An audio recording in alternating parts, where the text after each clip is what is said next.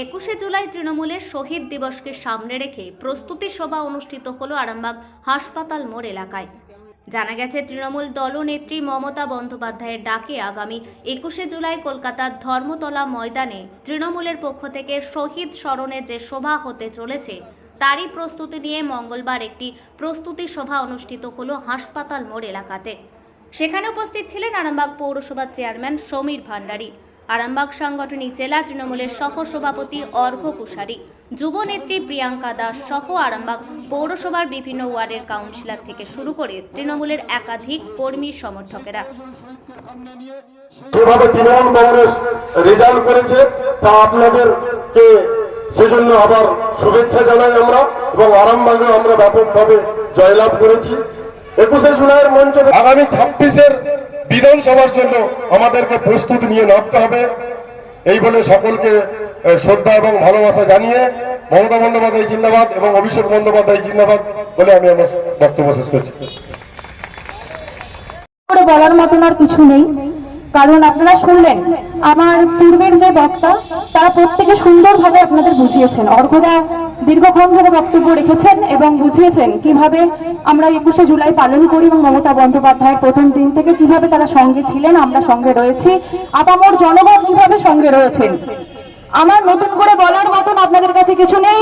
আমি আপনাদের কাছে অনুরোধ করছি আরামবাগবাসীর কাছে, যেভাবে আপনারা এই 2024 উপহার দিয়েছেন মমতা বন্দ্যোপাধ্যায় অভিষেক বন্দ্যোপাধ্যায়কে, সেইভাবেই 21শে জুলাই আরামবাগের আপামর জনতাকে অনুরোধ করব, আমরা পায়ে পা মিলিয়ে আমরা একসাথে মমতা বন্দ্যোপাধ্যায়ের বক্তব্য শুনবো। 21শে জুলাই অভিষেক বন্দ্যোপাধ্যায় কি বলছেন সেই দিক নির্দেশিকা আমরা নেব 21শে জুলাইয়ের মঞ্চ থেকে। তাই আবারও সবাইকে আরামবাগের যুব সভানেত্রী হিসাবে অনুরোধ করতে এসেছি, সবাই চলুন ওই দিন সবাই এককভাবে আমরা পায়ে পা মিলিয়ে মমতা বন্দ্যোপাধ্যায়ের বক্তব্য শুনি এবং দিক নির্দেশিকা কি দিচ্ছেন এবং আপামর জনতার জন্য মমতা বন্দ্যোপাধ্যায় কি ভাবছেন সেই বার্তা আমরা যে শুনবো, এবং সবাই যাতে যেতে পারেন তার সুব্যবস্থা আমাদের শহরের প্রত্যেক নেতৃত্বের সঙ্গে নিয়ে আমরা করব। আপনারা সবাই চলুন। এই বলে আপনারা সকলেই জানেন যে আমাদের বাংলার জননেত্রী মমতা বন্দ্যোপাধ্যায় তদানীন্তন সময় কংগ্রেসের সভানেত্রী ছিলেন, এবং সেই সময় নির্বাচনের নামে যে প্রহসন হতো, কোনো ভোটার আইডেন্টি কার্ড ছিল না, সেটাকে মমতা বন্দ্যোপাধ্যায় নিয়ে দাবি জানিয়েছিলেন no identity card no vote. সেই লক্ষ্যে তিনি ডাক দিয়েছিলেন 1993 সালের 21শে জুলাই, এবং কলকাতার রাজপথেতে তৎকালীন যুব কংগ্রেসের নেত্রীর নির্দেশে যে সমস্ত কর্মীরা গিয়েছিল, এবং তদানীন্তন সময় বামফ্রন্টের মুখ্যমন্ত্রী জ্যোতিবাবুর নির্দেশে যে জেনোসাইড হয়েছিল, রাষ্ট্রীয় সন্ত্রাস হয়েছিল, তাতে 13 জন কংগ্রেস কর্মী প্রাণ গিয়েছিল এবং শতাধিক কংগ্রেস কর্মী আহত হয়েছিল। সেই রক্তমাখা দিনটিকে আজও আমরা ভুলিনি, আমাদের নেত্রী ভোলেনি। সেটি অমর 21শে জুলাই হয়েই আজকে আমরা প্রতি বছর পালন করে আসছি, তা 22 বছর হচ্ছে। এটার অন্যতা হবে না। এটা বাংলার বুকে যতদিন বাংলার বাঙালিয়ানা থাকবে, বাঙালি থাকবে, ততদিন এই 21শে জুলাই হৃদয়ের আবেগের 21শে জুলাই হয়ে থাকবে। সেটা সমর্থনই আজকে আমাদের এই নিমতলা স্ট্রিটে, আমাদের নিমতলা স্কোয়ারে এখানে আমাদের সভা চলছে, আর কি পথসভা হচ্ছে। অর্ঘ্য কুশারী, আরামবাগ সাংগঠনিক জেলা সহসভাপতি।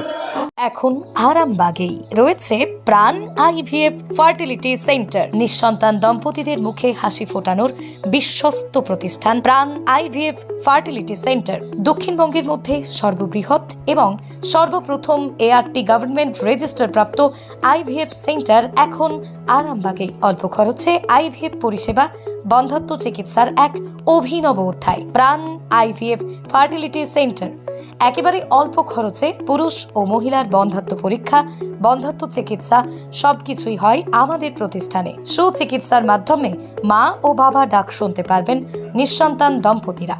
তাহলে আর দেরি কেন?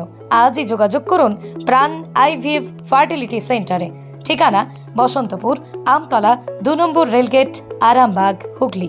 যোগাযোগ নম্বর 7865858781 অথবা যোগাযোগ করুন 7908098172 এই নম্বরে।